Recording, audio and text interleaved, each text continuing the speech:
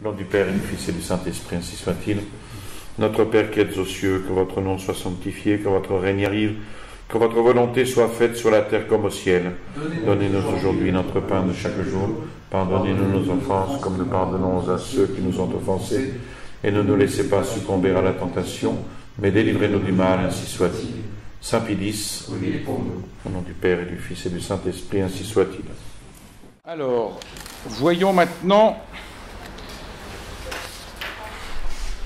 après avoir vu la nature de la société, puis nous sommes dans la nature sociale de l'homme, et dans cette nature sociale de l'homme, nous avions vu la raison d'être de la société, ensuite la nature morale des lois et des sciences sociales,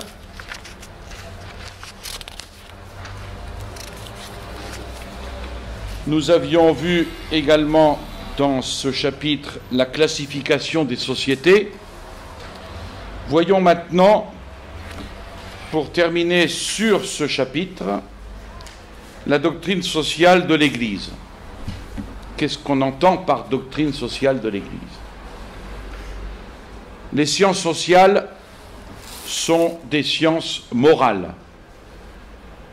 En conséquence, et ça c'est très important, l'Église peut et doit enseigner une doctrine sociale à laquelle tous les catholiques ont le devoir de conformer leurs pensées et leurs actions. Je dis bien, puisque les sciences sociales sont des sciences morales, l'Église ne peut pas se désintéresser de cela. Alors, évidemment, l'Église n'a aucun enseignement à donner dans le domaine des sciences physiques. Ce n'est pas son rôle. Elle ne se mêle pas de nous apprendre à connaître le fonctionnement de l'univers ou la manière dont les phénomènes s'y succèdent et s'y enchaînent. Elle laisse cela aux spécialistes des diverses sciences physiques. On le comprend aisément. Il n'y aurait donc pas d'enseignement social de l'Église si les sciences sociales étaient des sciences physiques. Il n'y en aurait pas non plus si elles se réduisaient à un ensemble de techniques. En effet, l'Église n'a aucun enseignement à donner dans le domaine technique. Ce n'est pas son rôle. Elle ne se mêle pas de nous apprendre comment réaliser telle œuvre ou obtenir tel résultat. Elle laisse cela aux techniciens.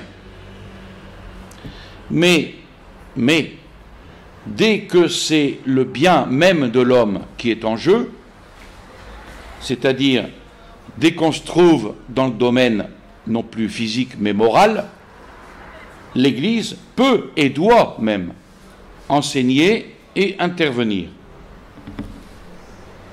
Ceci dit, sur quoi va donc porter cette doctrine sociale de l'Église?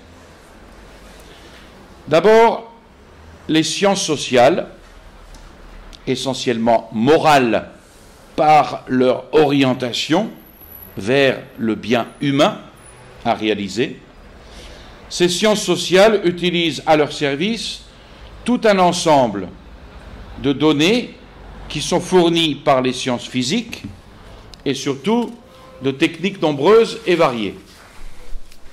Alors, bien entendu, encore une fois, l'enseignement social de l'Église ne se prononcera pas sur ces résultats des sciences physiques et sur ce qui relève de ces techniques, mais seulement sur leur utilisation pour le vrai bien humain.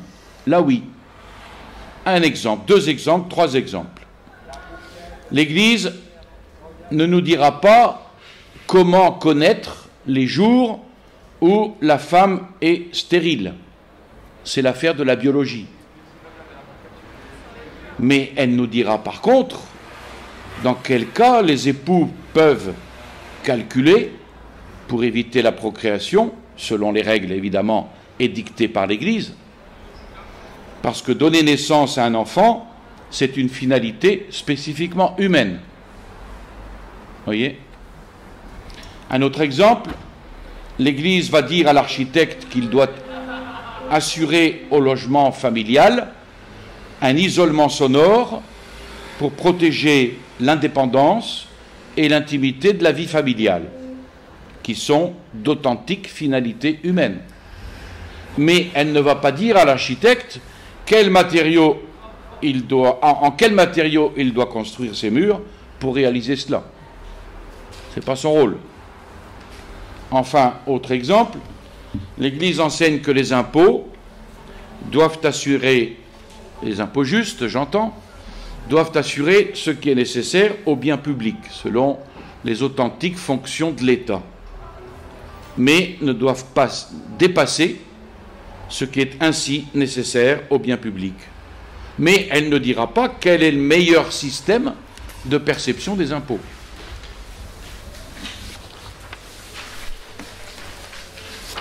Ensuite, l'Église ne doit pas et ne veut pas gouverner les sociétés d'ordre temporel. Elle laisse cela aux autorités qui en ont la charge. Ce n'est pas pour autant qu'on doit en conclure à la séparation de l'Église et de l'État, évidemment. Mais il y a quand même deux domaines, spirituels et temporels, qu'on doit respecter. Et l'Église n'a pas à se mêler de savoir si le feu doit être à ce carrefour ou à l'autre carrefour. Concernant ces sociétés d'ordre temporel, l'Église enseigne les principes directeurs qui vont assurer toutes les exigences du vrai bien humain. Mais elle laisse à la prudence des autorités responsables le soin de se prononcer sur la manière d'appliquer en chaque cas, les principes, en tenant compte de toutes les données concrètes propres à chaque situation. Deux exemples, l'Église enseigne que deux États voisins doivent s'efforcer d'entretenir des relations amicales de bon voisinage, de résoudre pacifiquement leurs conflits et, s'ils n'y réussissent pas, avoir recours à une juridiction internationale plutôt qu'à la violence des armes. Mais l'Église ne va pas donner la solution de chaque conflit et elle ne veut pas dire comment doit être organisée et comment doit fonctionner cette juridiction internationale. Autre exemple, l'Église enseigne les principes qui définissent le juste salaire, mais elle ne va pas dire ce que doit être ce salaire en chaque endroit et pour chaque travail. Je pense que c'est clair. Troisième point, une très grande partie de la doctrine sociale de l'Église, concernant les sociétés temporelles, et aussi concernant ce qui est d'ordre temporel dans des sociétés comme la famille et l'école, appartient au domaine de la morale naturelle. Et les vérités que l'Église enseigne en ce domaine ne lui appartiennent pas en propre, elles sont connaissables par l'expérience, par le raisonnement, et elles peuvent donc être connues et mises en pratique par des non-chrétiens ou des incroyants. C'est pour cela qu'on parle de morale naturelle. Alors, on a quelquefois méconnu cela au point de demander à l'Église son attitude, de modifier son attitude sur tel ou tel problème. Par exemple, concernant la sexualité, le mariage, comme s'il s'agissait d'une mesure disciplinaire décidée en telles circonstances pour les catholiques par l'autorité ecclésiastique. Eh bien, il n'est évidemment pas au pouvoir de l'Église de changer quoi que ce soit à son enseignement quand celui-ci ne fait que reconnaître et proclamer l'ordre naturel des choses. Attention, il faudrait pourtant ne pas croire que la totalité de la doctrine sociale de l'Église se réduit au domaine de la morale naturelle. Attention, la vie sociale doit certes être dirigée en tenant compte de toutes les exigences de la nature humaine, mais telle qu'elle se présente concrètement dans l'histoire, elle doit surtout être dirigée en fonction de la véritable destinée de l'homme, qui est sa destinée surnaturelle, et vers la vraie fin dernière de l'homme, qui est sa fin dernière surnaturelle dans la vie éternelle. Et ceci concerne même les sociétés temporelles, car la vie humaine sur la terre n'est pleinement bonne que si elle est orientée vers la vie éternelle et subordonnée aux biens éternels. Et ça, ce point-là, il est important, parce que certains, parfois, voudraient se limiter à la morale naturelle, en gommant, en estompant totalement la fin surnaturelle de l'homme. Or, évidemment, là, on entre dans un domaine qui ne peut être connu que par la révélation et par la foi, dont la science est théologique, qui appartient à la morale surnaturelle ou chrétienne, et qui est donc directement là de la compétence de l'Église. Non seulement il y a une théologie de la famille chrétienne, qui dérive de la théologie du sacrement de mariage, mais il y a aussi une théologie de l'État chrétien, une politique chrétienne, qui est une branche de la théologie. Il y a une théologie du travail chrétien et une économie chrétienne, qui est une branche de la théologie, parce que la vie sociale, économique, politique des hommes sur la terre, elle s'accomplit dans une histoire humaine, placée concrètement dans l'ordre surnaturel, dans une histoire humaine qui est profondément et essentiellement marquée par l'appel des hommes à la vie surnaturelle, les conséquences du péché et l'accomplissement de la rédemption. Alors, cette vie sociale, elle fait collaborer, même s'il s'agit de tâches terrestres, elle fait collaborer des hommes qui ont été faits fils de Dieu par la grâce, qui s'en sont détournés par le péché, qui ont été rétablis dans cette filiation divine par la rédemption. Donc une science sociale purement naturelle, une science sociale qui ignore notre filiation divine, qui ignore le péché, qui ignore la rédemption, qui ignore le mystère de grâce et de miséricorde, eh bien cette science sociale, elle serait gravement incomplète et gravement déficiente. Alors que la vie sociale qu'elle doit diriger est une vie sociale d'hommes engagés en toutes leurs activités, dans le combat entre le péché et la grâce, entre le monde et l'Église, entre le naturalisme et la croix du Christ. C'est-à-dire d'hommes qui sont à tout moment et en toutes leurs activités sollicités intérieurement par les séductions du péché et par la grâce rédemptrice du Christ.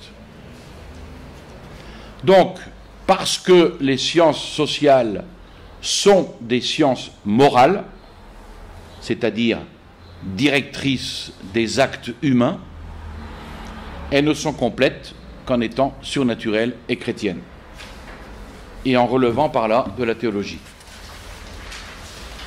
Donc c'est, vous voyez, la grave erreur du laïcisme de prétendre que l'influence du christianisme devrait se limiter au domaine religieux, c'est-à-dire aux activités de prière et de culte, tandis que toutes les autres activités humaines, dans les domaines intellectuels, littéraires, artistiques, économiques, politiques, pourraient être étrangères au christianisme et indépendantes de lui. C'est une grave erreur, c'est celle du laïcisme. Il en serait ainsi si le christianisme consistait dans la vertu de religion, dont les actes sont la prière et le culte, et n'était lui-même qu'une religion. Mais le christianisme ne se réduit pas à une religion, il est une vie d'union à Dieu, et il consiste non pas dans le seul aspect de la vertu de religion, mais dans la charité. Ici, l'amour de Dieu, qui doit inspirer, qui doit motiver toutes nos pensées, toutes nos paroles, tous nos actes, sans exception et à chaque instant de notre vie. Donc le laïcisme revient à cette erreur de servir deux maîtres, si fermement condamnés dans l'Évangile, c'est-à-dire faire deux parts dans sa vie. D'une part, les activités de religion, prière et culte, qui seront chrétiennes, et d'autre part, toutes les autres activités qui ne sont pas chrétiennes. Ça, c'est inacceptable. Nous devons être chrétiens, c'est-à-dire animés par la charité, selon l'esprit de l'Évangile, et dirigés par là vers la vie éternelle, en toutes nos activités, sans aucune exception. Et nos activités les plus terrestres ne peuvent être concrètement bien accomplies que sous l'action de la grâce. Cette grâce rédemptrice du Christ qui nous arrache au péché, qui nous sanctifie de sa sainteté qu'il nous communique. C'est pour cela que Pie XI, dans l'encyclique Quas Primas, enseigne que la royauté universelle du Christ sur tout l'univers doit s'étendre à toutes les activités terrestres de l'homme, à sa pensée, aux sciences, aux lettres, aux arts, aux techniques, aux métiers, aux jeux, au sport, à la vie sociale sous toutes ses formes, familiale, scolaire, économique, politique, internationale. Et ça, de Pie VI à Pie XII, tous les papes ont constamment répété, ils l'ont constamment répété face au laïcisme moderne. Conclusion, c'est tout l'ordre social qui doit être chrétien. Ça ne veut pas dire, encore une fois, que l'Église doit gouverner toutes les sociétés, mais que toutes doivent être gouvernées conformément à ses principes, à ses enseignements, pour que les hommes y mènent, sous l'action de la grâce, une vie sociale de fils de Dieu, dont la charité soit le principe et le fondement, et dans laquelle tout soit subordonné aux biens éternels.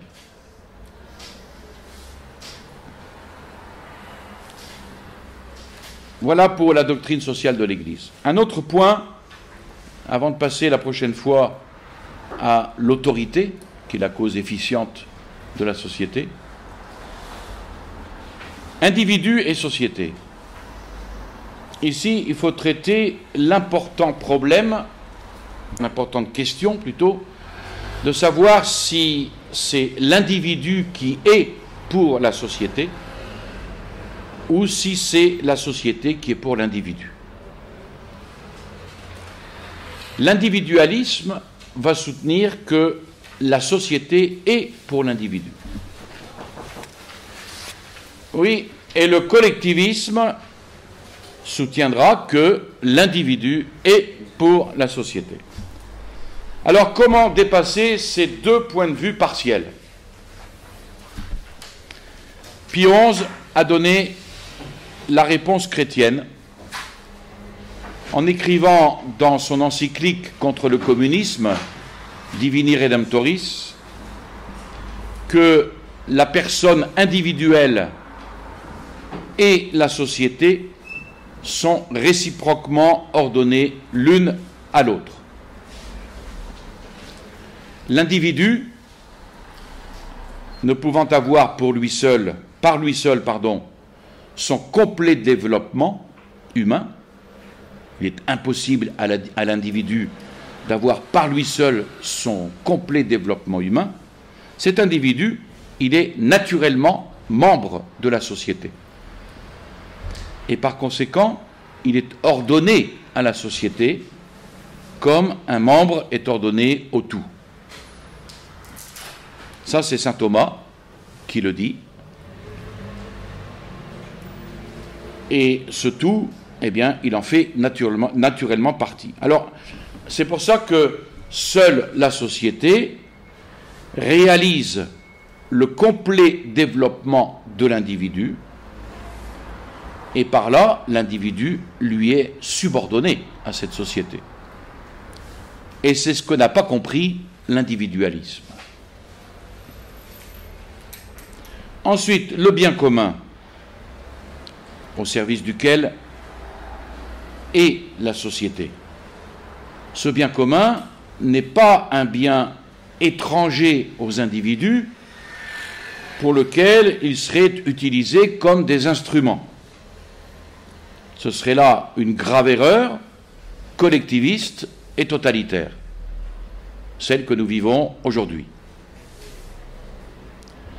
Ce bien commun, il n'est rien d'autre que le vrai bien humain des individus. Et par là, la société est pour les individus. Donc on a bien trouvé ici cette subordination réciproque affirmée par le pape Pie XI. Alors, est-ce que ce n'est pas contradictoire? On peut se poser cette question. En mathématiques, on ne peut pas affirmer que A est plus grand que B. On ne pourrait affirmer que A est plus grand que B et que réciproquement B est plus grand que A sans tomber dans la contradiction en mathématiques. Mais nous ne sommes pas ici en mathématiques, c'est-à-dire dans le domaine de la quantité. Mais ce serait pourtant contradictoire s'il s'agissait d'une subordination absolue et sous tous les rapports. C'est sous un aspect que l'individu est pour la société, en tant que l'individu seul n'est pas complètement développé et ne le sera que dans la société, et sous un autre aspect que la société est pour l'individu, en tant précisément qu'elle est pour le complet développement humain de l'individu. Mais comme il ne peut pas y avoir de relatif sans absolu,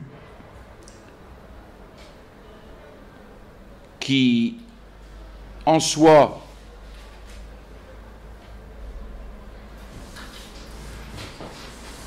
la raison d'être, qui est en soi la raison d'être et le fondement, il faut, pour voir vraiment clair dans ce problème, rechercher où nous trouverons la subordination absolue et totale qui expliquera tout le reste.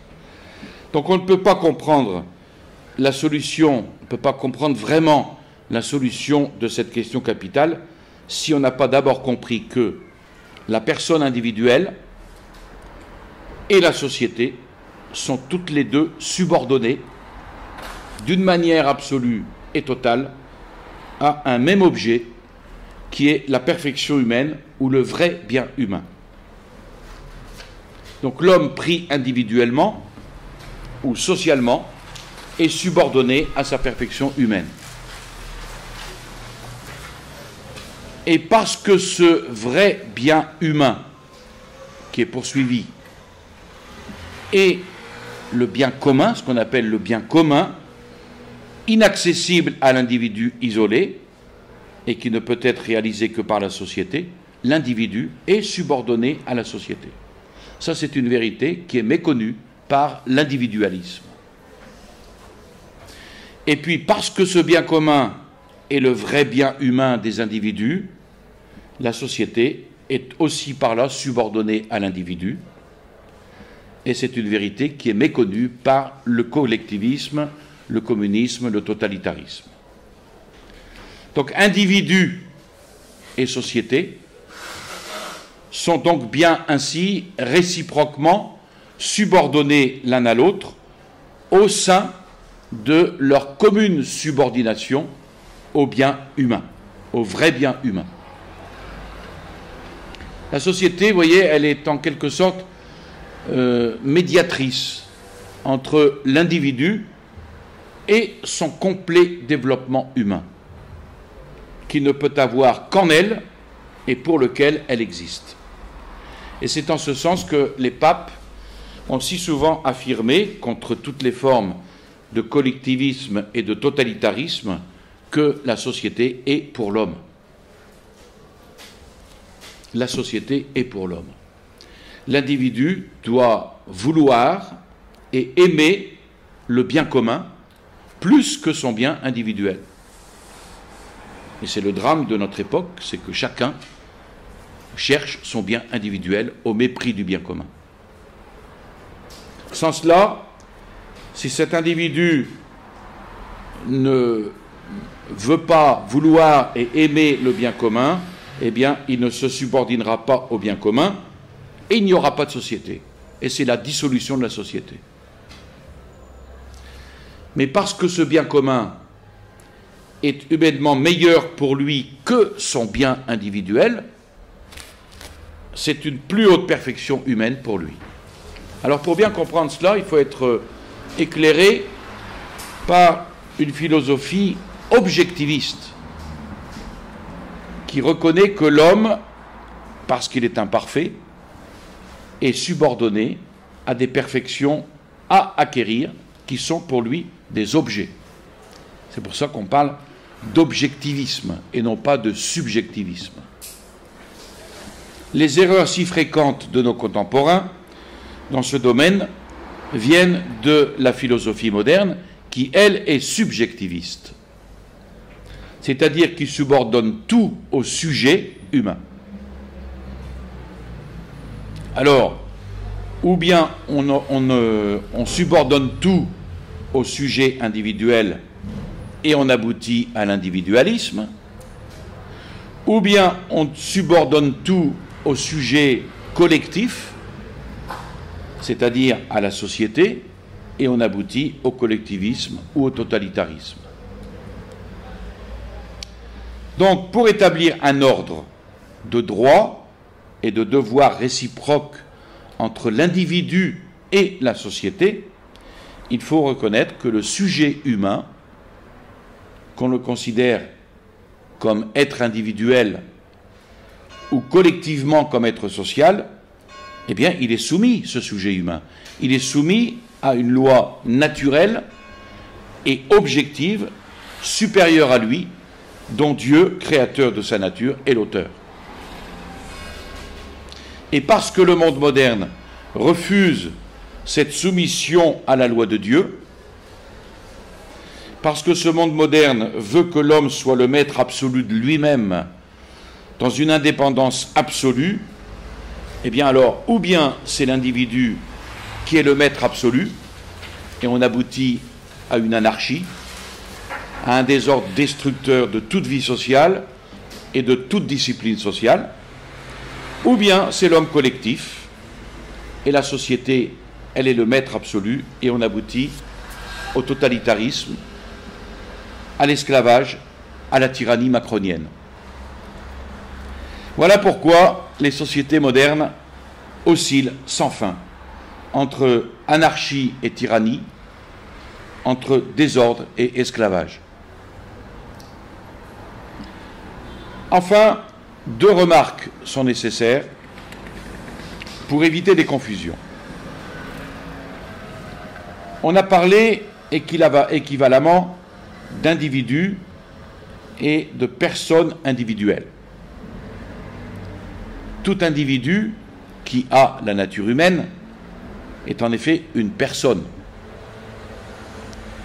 Et toute personne humaine est un individu. Donc quand il s'agit d'un être humain, c'est la même réalité, qui est individu et personne. On ne méconnaît pas pour autant qu'on peut, dans cet être humain, distinguer ce par quoi il est individu et ce par quoi il est personne.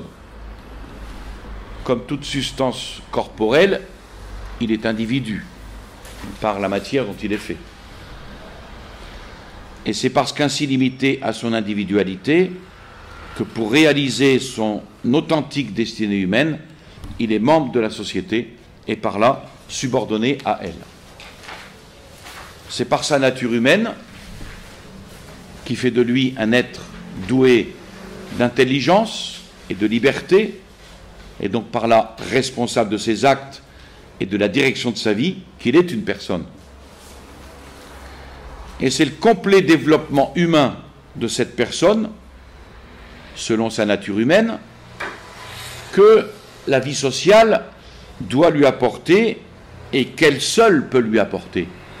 Parce qu'il n'est réalisable, on l'a déjà vu, qu'en collaboration et donc en communion avec les autres. Parce que nous ne vivons pas isolés. L'individu subordonné à la société subordonnée à la personne. Donc la vraie perfection humaine, c'est le bien commun. Mais bien commun qui doit être intériorisé à chaque personne dans sa vie intellectuelle et morale, et ainsi possédé intérieurement par elle. Le vrai bien commun, il se trouve dans les valeurs d'intelligence et de liberté intérieures à chaque personne, et chacune, maîtresse d'elle-même par sa liberté, est ainsi au-dedans d'elle-même un véritable univers.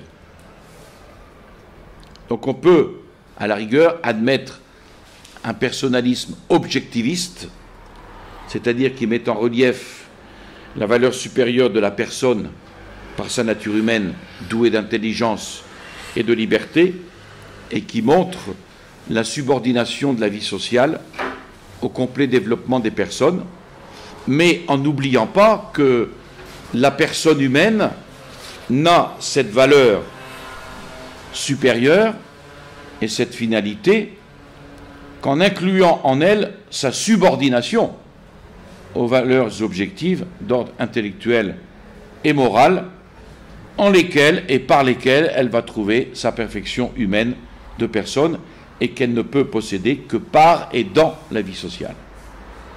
Par contre, il faut rejeter fermement un personnalisme subjectiviste qui attribue à la personne humaine une indépendance absolue, en refusant de la subordonner à toute valeur objective et qui la considère comme un absolu auquel tout serait subordonné. Ça, on doit le rejeter fermement. Ce personnalisme subjectiviste ne peut que rejoindre un individualisme idéaliste.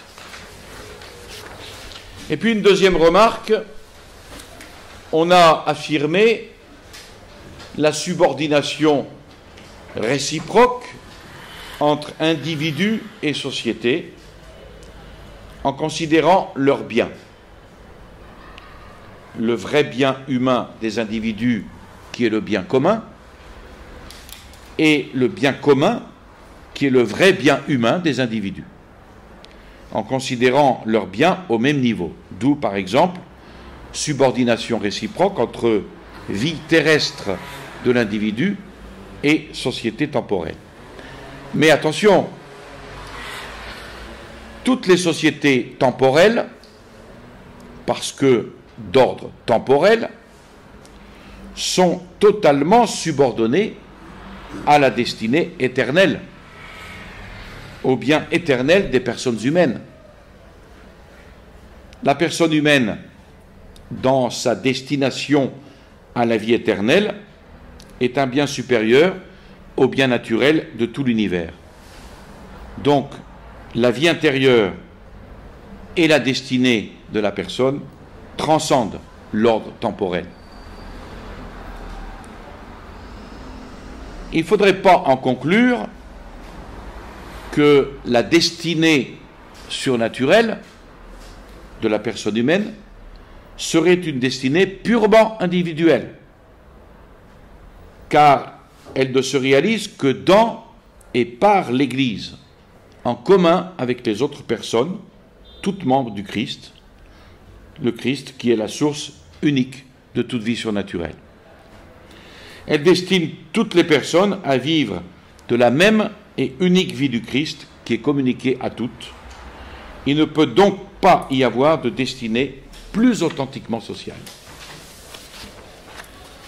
On retrouve donc sur ce terrain surnaturel la subordination réciproque entre personnes individuelles et société, entre chaque membre de l'Église, qui ne vit de la vie du Christ que dans et par l'Église, et l'Église qui fait vivre tous ses membres de la vie du Christ. Il y a donc subordination réciproque au sein de leur commune et totale subordination au règne d'amour du Christ, tout en tous, qui est le but suprême et unique de toute la création. Vous voyez, c'est donc bien à chaque niveau que le vrai bien de l'homme est à la fois personnel à chacun qui y trouve sa perfection et commun à tout le corps social. Parce que chaque personne trouve son bien personnel dans le bien commun de tout le corps social. De sorte que la destinée humaine est indissolublement personnelle et collective. Voilà, nous verrons la prochaine fois. Donc c'est la cause efficiente de la société qui est l'autorité. Je vous salue Marie, pleine de grâce, le Seigneur est avec vous. Vous êtes bénie entre toutes les femmes, et Jésus, le fruit de vos entrailles, est béni. Sainte Marie, Mère de Dieu, priez pour nous pauvres pécheurs, maintenant et à l'heure de notre mort, ainsi soit-il. Au nom du Père et du Fils et du Saint-Esprit, ainsi soit-il.